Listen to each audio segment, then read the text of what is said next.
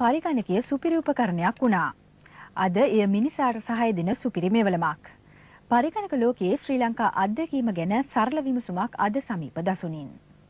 මිනිස් ශ්‍රමය යොදා මහත් ආයාසයකින් කළ යුතුද, කඩිනමින් ඉටු කරගත යුතුද ඇතැම් කටයුතු කාර්මික විප්ලවයත් සමග යන්ත්‍ර සූත්‍රවලට පැවරුණා. ඒ පදනම මත කිසියම් වකවානුවකදී මිනිස් මොලේ ඉටු කළ කාර්යයන් වේගවත් වහා ආයාසයකින් තොරව ඉටු කර දීමට පරිගණකය නිර්මාණය වුණා. තවද මිනිස් ශ්‍රමයෙන් ඉටු කර දුන් දෑ පරිගණකයට පවරා දීමෙන් සිදු වූ විප්ලවය දැන් අප රටටද දැඩි ලෙස බලපාන්න පටන්ගෙන. ශ්‍රී ලංකාවේ පරිගණක භාවිතය අද වේගයෙන් පුළුල් වෙනවා. ඇතැම් රාජ්‍ය හා පෞද්ගලික ව්‍යාපාරික ආයතන තම ආයතනික හා මහජන සේවාවන් සඳහා පරිගණක තාක්ෂණය බහුල වශයෙන් යොදාගෙන. ඉලෙක්ට්‍රෝනික තාක්ෂණය දියුණු වීමෙන් පරිගණක නිෂ්පාදනය සංඛ්‍යාත්මකව ඉහළ ගියා. මේ හේතුව නිසා පරිගණකවල මිල පහත බැසීමේ ප්‍රවණතාවයක්ද වෙළඳපොලේ දක්නට ලැබෙනවා. පරිගණකයක් අඩු මුදලකට ලබා ගැනීමේ හැකියාව නිසා එය අප රට තුලත් බහුලව ගෘහස්ත භාවිතයට එක්වනු ඇති. කෙසේ වෙතත් වසර 25කට පමණ පෙර ආතුව ඉතා සුළුවෙන් නැරඹී පරිගණක භාවිතයේ වත්මන් තත්වය හා පරිගණක තාක්ෂණයේ දරා සිටින්නට අප සතු ඇති ශක්තියින් පිළිබඳව පැහැදිලි කර දුන් කොළඹ විශ්වවිද්‍යාලයට අනුබද්ධ පරිගණක තාක්ෂණ ආයතනයේ අධ්‍යක්ෂ මහාචාර්ය සමරනායක මහතා. තුන්වෙනි ලෝකයේ රටවල් අතරින් මම හිතන හැටියට ශ්‍රී ලංකාව පරිගණක භාවිතය අතින් සෑහෙන දියුණුවක් ලැබලා තිබෙනවා. විශේෂයෙන්ම අවුරුදු කීපයක ඉඳලාම වාණිජ්‍ය අංශයේ බැංකු ඒකම වරාය වගේ ස්ථාන ගත්තොත් ඒ වායේ පරිගණක භාවිතය ඉතාමත්ම දියුණු තත්වයකට පත් වෙලා තියෙනවා. තවදුරටත් ඒවා දියුණු කරගෙන යනවා. අද ලංකාව බලාපොරොත්තු වෙන්නේ වාණිජ්‍ය ශාස්ත්‍රයෙන් දියුණු කේන්ද්‍ර ස්ථානයක් හැටියට මේ ලෝකේ වාණිජ්‍ය ශාස්ත්‍රයට සේවාවක් කරන්නට ඒ මගින් තමයි ලංකාවේ ආර්ථික දියුණුව අපි බලාපොරොත්තු වෙන්නේ. මම හිතන්නේ අපිට තියෙන ලොකුම වැදගත්ම වාසිදායක තත්ත්වය තමයි අපේ තරුණ පරපුර. හා ඒකම අපේ ජනතාව ඊ타ත්ම උද්‍යෝගමත් උසස් අධ්‍යාපනයක් ලබා ගන්නට.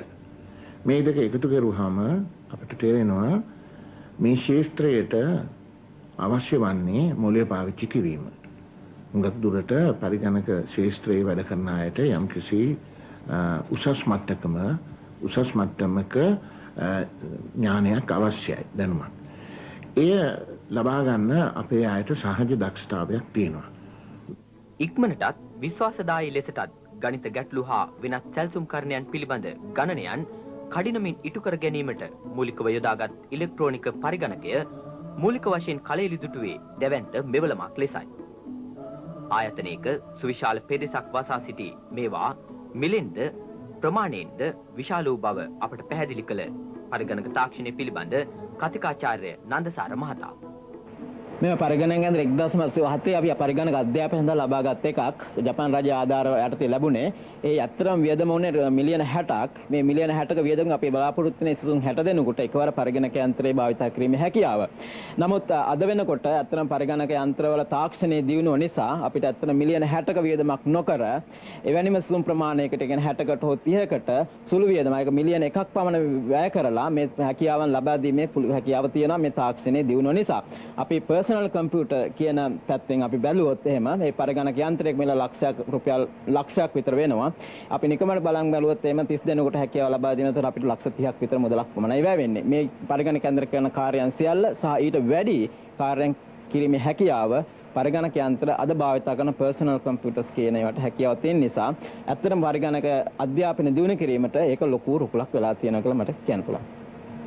මිනිසා විසින් ඔහු සතු චින්තනයෙන් කොටසක් උරුම කොට දී ඇති පරිගණකය අද ජන ජීවිතයේ බොහෝ කාර්යයන් ඉටු කර දෙන මහඟු මෙවලමක් බවට පත් වෙලා. තවද ඒ ඇසුරින් සුවිශාල කර්මාන්තයක්ද බිහි වී තිබෙනවා. පරිගණකයේ බිහි වූ අවධියේ පටන්ම එහි සිත් ඇද ගන්නා සුළු වර්ධනයන් දෙකක් පෙන්눔 කළා. ඉන් එකක් වූයේ කාලයත් සමග පරිගණකය ප්‍රමාණාත්මකව කුඩා වීමයි. මේට ප්‍රධාන වශයෙන්ම බලපෑවේ පරිගණකයේ නිපදවීමට ගනු ලබන ඉලෙක්ට්‍රෝනික උපාංග අතිශයින්ම කුඩා වීමයි. දෙවැන්න ක්ෂණිකව දත්ත හැසිරවිය හැකි අධිවේගී පරිගණක පද්ධති බිහිවීමයි. මීට සමාන්තරව පරිගණක පද්ධතිවල සිදු තවත් වැදගත් වර්ධනයක් වූයේ ඒවා තුළ තොරතුරු ගබඩා කිරීමේ හැකියාව ප්‍රමාණාත්මකව පුළුල් වීමයි. පරිගණකයක මතකයේ ගබඩා කිරීමේ හැකියාව හෙවත් ස්මරණ ධාරිතාව නංවාලීම ලෙස හැඳින්වෙන මෙම වාසිදායක තත්වයෙන් ලබාගත හැකි සේවාවන්ද පුළුල් වනවා. වැඩි තොරතුරු ප්‍රමාණයක් ගබඩා කිරීමට හා ඒවා සැනකින් යලි විමසා බැලීමට හැකිවීම නිසා බොහෝ දෙනෙකු පරිගණකය අපූරු විදුලි මොලයක්සේ සැලකීමට පටන්ගෙන. මිනිස් චින්තනයේ අග්‍රඵලයක් වූ පරිගණකය ඔහුගේ චින්තන ශක්තියට කදිම අත්වැලක් සපයමින් සහෘදයෙකු බවට පත් වුණා. එසේ වුවත් මෙම අපූරු විදුලි මොලේ සතු සීමිත චින්තනය කිසිවිටක අසීමිත මානව චින්තන ප්‍රවාහය අභිබවා නොයනු ඇති.